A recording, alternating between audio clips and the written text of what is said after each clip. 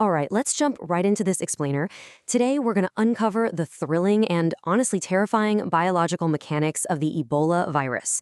We are going to look at exactly how this deadly virus pulls off a microscopic heist, literally turning our own bodily fortresses against us.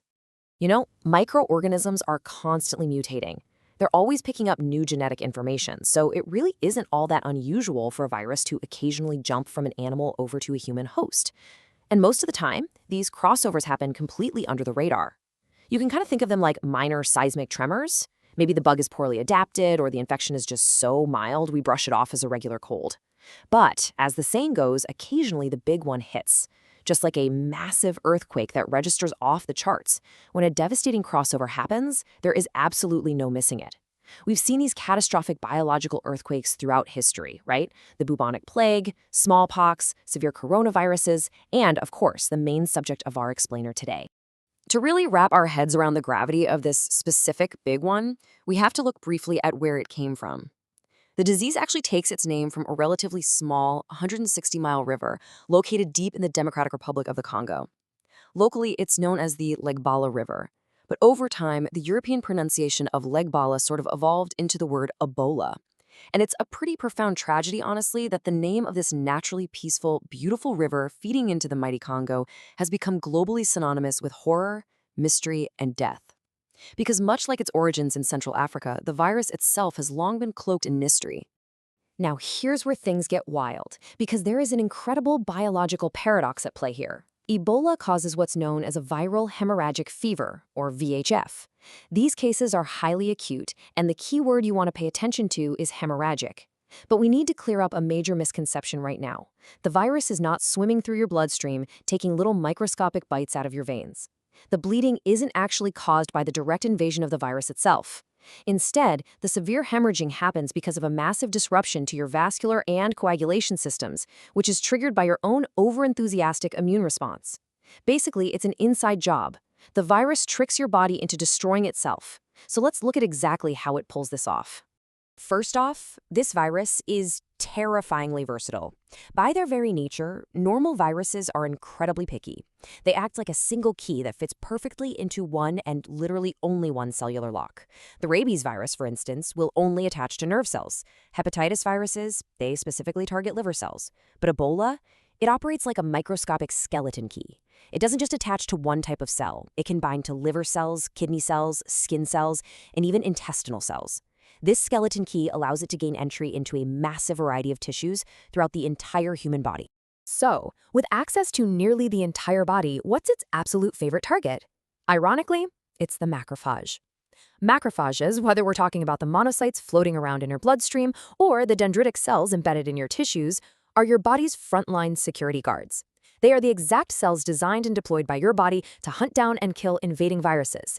But Ebola forms a firm attachment to these specific immune cells and boldly invites itself right inside the very machinery meant to destroy it. Okay, so this twisted Trojan horse infiltration happens in 4 rapid phases.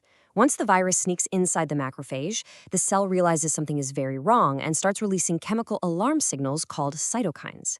But the macrophage also quickly realizes it completely lacks the ability to destroy the Ebola virus. Instead, the virus just comfortably replicates inside the host cell and gets ready to conquer. And here's the truly devious part. As a final act, the hijacked macrophage is forced to send out specific molecules to attract even more macrophages to the area.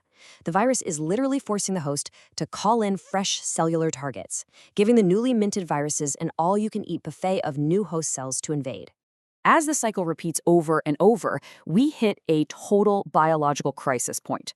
Those hijacked macrophages keep releasing inflammatory cytokines, specifically things like interleukin-1b, IL-6, and tumor necrosis factor A. Now, in a normal immune response, a small amount of these cytokines is actually a good thing. It's exactly how your body fights off a common cold. But when they are released in dangerously massive quantities like this, the damage is profound. A cytokine storm erupts. The physical effects on the body are immediate and catastrophic. The patient's temperature absolutely soars. Severe muscle aches set in. And most critically, you see extreme porosity of the blood vessels. Your veins and arteries essentially turn into microscopic sieves. And things accelerate incredibly fast from here. Because the virus is tricking the body into calling in more and more macrophages, the amount of cytokines in the system is just exponentially multiplying. This expanding cascade means the structural integrity of your blood vessels is fundamentally compromised. With all this pronounced system-wide inflammation, fluid, including the blood itself, starts aggressively leaking out of the blood vessels and pouring directly into the surrounding tissues. The vascular system is failing. The patient's internal plumbing is literally losing its ability to contain the body's lifeblood, and the whole reaction spins entirely out of control. Now, right about now, you might be wondering, wait, why doesn't the rest of the immune system step in to fight back? Because we have a whole secondary line of defense called acquired immunity, which is driven by our heavy-hitting lymphocytes. Usually, a dendritic macrophage's main job is to pick up an invading virus, digest it, and display the virus's molecules right on its surface. It acts like a messenger, carrying these viral entrails over to the nearest lymph node to show the lymphocytes. It effectively hands them a mugshot of the invader so the body can mount a massive targeted attack. So, why isn't the alarm sounding? Well, it all comes down to a devastatingly clever evolutionary trick. The Ebola virus contains a specific component called VP35, which stands for viral protein 35. You can think of VP35 as a microscopic silencer. It actively prevents the dendritic macrophage from maturing. And because the cell can't mature, it completely loses the ability to display the entrails of the virus on its surface. So the mugshot is never printed. The messenger never makes it to the lymph node. The presentation to the powerful lymphocytes simply does not happen, meaning the body's heavy-hitting acquired immunity is completely neutralized. The virus has effectively cut the phone lines. So your immune system is blindfolded, right? But the physiological infrastructure of your body is still absolutely panicking. With blood leaking everywhere due to that cytokine storm we talked about, the coagulation system, which is supposed to plug leaks in your blood vessel walls, goes into absolute overdrive. This leads to a terrifying, highly acute condition known as disseminated intravascular coagulation, or DIC. The coagulation cascade kicks into such high gear that blood clots start forming recklessly throughout the entire body, sometimes even plugging up the insides of the blood vessels themselves. It's a desperate, chaotic attempt by the body to stop the internal bleeding. But sadly, this panic response sets up the fatal blow. See, because the body is rapidly forming clots absolutely everywhere, it quickly uses up all of its vital blood clotting factors. Normally, this wouldn't be an immediate death sentence, because fresh clotting factors are constantly being manufactured in your liver. But remember earlier when we talked about how versatile this virus is? Like a skeleton key?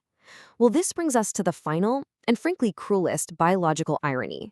Just as the body desperately needs a fresh supply of clotting factors to survive the vessel leaks, the Ebola virus infects the liver cells. The virus systematically shuts down the exact factory required to manufacture those life-saving fresh clotting factors. The result of this perfectly executed biological heist is a catastrophic system failure. With zero clotting factors available to plug the newly forming blood vessel leaks, the patient suffers uncontrolled bleeding into their internal tissues, and in severe cases, blood escapes directly through skin openings. But from the virus's perspective, this isn't just the end of the line. It is the escape plan. That leaking blood is highly infectious and absolutely packed with newly minted viruses.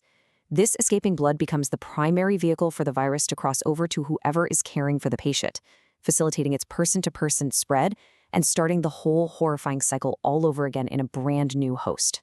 So Ebola isn't just a brute force killer. It is a master manipulator. It weaponizes our own macrophages, it paralyzes our acquired immunity, and it tricks our coagulation system into completely exhausting itself. It takes the very biology designed to keep us alive and turns it into an engine for its own replication and spread. And honestly, it leaves us with a truly humbling thought to wrap up today's explainer. If a microorganism from a quiet river in Central Africa can evolve to perfectly hijack the complex fortress of the human body, what other undetected microscopic heists are currently mutating, waiting in the shadows for the next big one to cross over? Keep questioning, keep learning, and I'll see you in the next explainer.